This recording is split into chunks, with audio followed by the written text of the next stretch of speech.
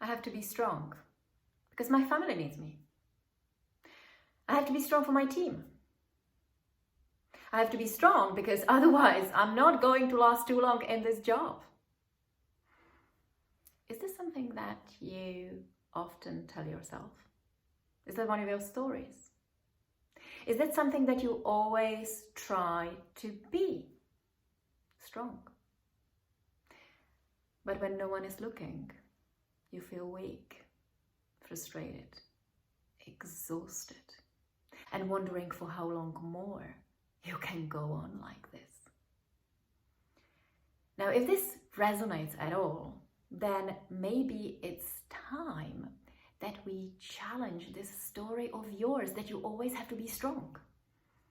Shall we do that? Let's do it. Hi, my name is Alena Huberova, and if you're seeing me for the first time, I help women in business to become the managers they always wish they had.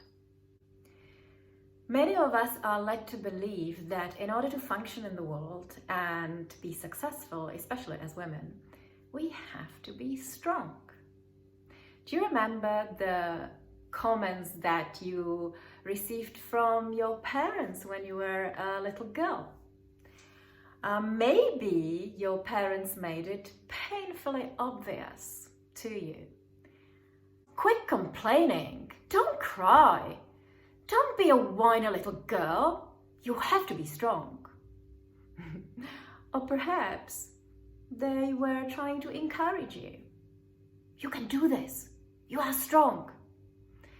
You know, no matter what they did or said, I think their intentions were probably really good. But what was the result? You grew up believing that you always have to be strong. And when you're not feeling strong, you suck it up because you have to be strong. You know, the women that I meet through my work, through my program, they're often very successful in their career. And they often make these statements like, Alan, I have to be strong. I have to be strong for my team. But I see that they pay a very high price. These are the women that are extremely tough.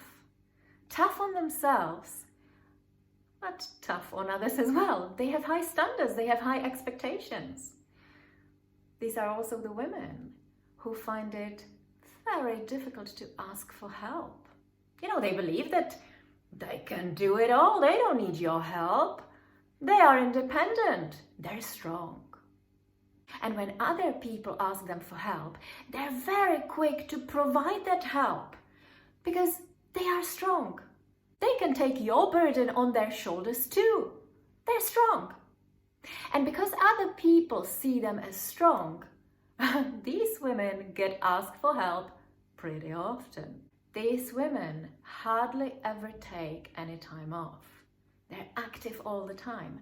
And when they slow down and relax a little bit, they feel really guilty about it. And you know the consequences? These women are stressed. They're completely overwhelmed. They're overworked.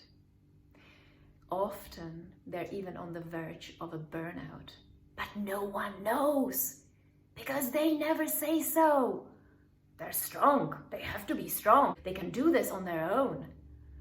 And they sometimes even like to keep up this image about themselves. But also, these women are frequently sick. Sick from all that stress, exhaustion. Sick from the bottled up emotions. So the price they pay is really, really high. Now, if you also believe that you always have to be strong, let's challenge that story of yours, unless you really want to be stressed and overworked. So here's what we can do. We can play a little game. We can have a little dialogue. I wish I could have you right here, but I don't. So let's pretend to have a conversation. I'm going to ask you a few questions and I will then give you some time to answer them, to reflect on them. You can even stop this video and do some thinking. And my intention is to help you find some answers, help you get some insights and aha moments, and hopefully challenge that story of yours that you always have to be strong. Let's do this. Are you ready? Because the first question I want to ask you is, do you always, like always have to be strong? Really? Even when you're on the way to a supermarket, you have to be strong? Perhaps not, right? So let's take the word always from this sentence, because only that word always, it puts even more pressure on you. And now you may say, but Elena, look, with my family and with my team, I really have to be strong. I need to be there for them. They need me. I get it. Okay. So, I want to ask you this. What does it mean for you to be strong for your team? Think about it. Does it mean that you always have to be there for them, to help them, to support them, to reply to their emails at 11 at night? Does it mean that when you're feeling low or when you're doubtful, you can't let them see it? They can't. They can never find out, because what would they think if they saw you doubtful, if they didn't see you confident enough? So what does it mean for you to be strong for your team? You know, you may find that a lot of the stuff that you believe you have to do puts so much additional pressure on you, and it takes so much of your time.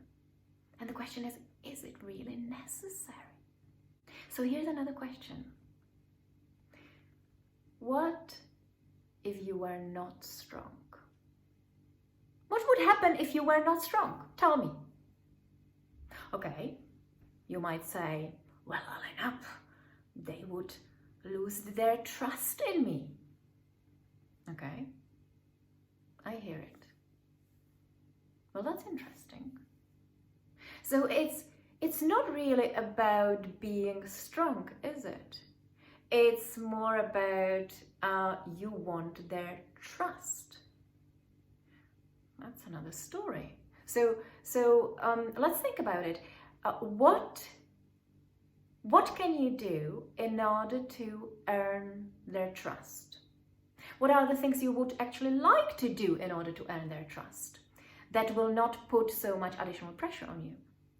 Think about it.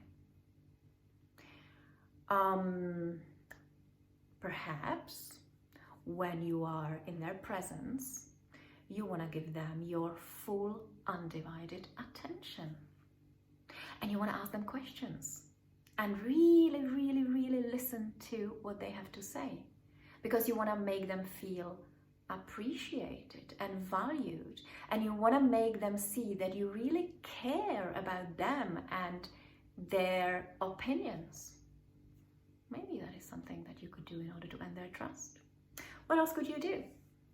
Perhaps when you say that you will do something, you should actually do it. You should stick to your commitments. Maybe you don't do that always, and that is undermining that trust. Or perhaps you could be a little bit more honest and transparent with them, and sometime show more of your vulnerable side, which means that you would have to take that mask, that strength mask, off, right? But there's many, many things that you can do in order to earn their trust. So my friend, in conclusion, there are three things. The first thing is, sometimes it's not really about you having to be strong. When you hear that inner voice, you have to be strong, just ask, what is the intention Why should you be strong? What is it you're trying to achieve? And then try to look for other ways to achieve that would not put so much additional pressure on you. Second, no, you don't have to be strong. No, you don't. In fact, you don't have to be anything at all. Sometimes it's natural that you will feel stronger. Sometimes you will feel weaker, and that's fine. You're just a human being. You're not a machine. So give yourself the permission to feel weak sometimes. And finally, the third, maybe it's time to reflect what it means for you to be strong, because maybe your definition is a little outdated, because maybe even strong people can sometimes express their feelings, ask for help, and give themselves the permission to just chill out and do nothing.